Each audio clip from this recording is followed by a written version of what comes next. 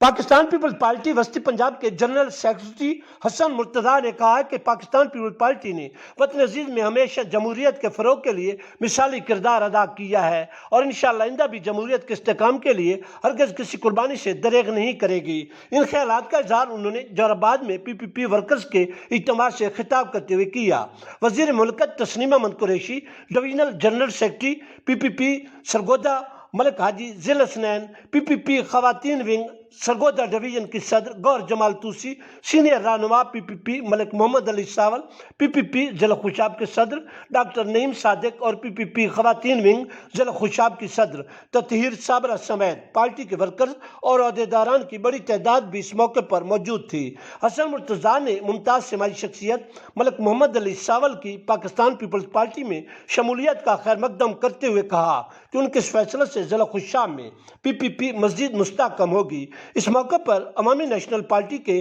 صوبائی نائب صدر الحاج عمر خان گردیزی نے بھی خصوصی خطاب کیا۔ قبل ازیں جب پیپلز پارٹی کے قائدین ایک ریلی کی شکل میں جلسہ گاہ پہنچے تو ورکرز نے ان کا پرتپاک استقبال کیا۔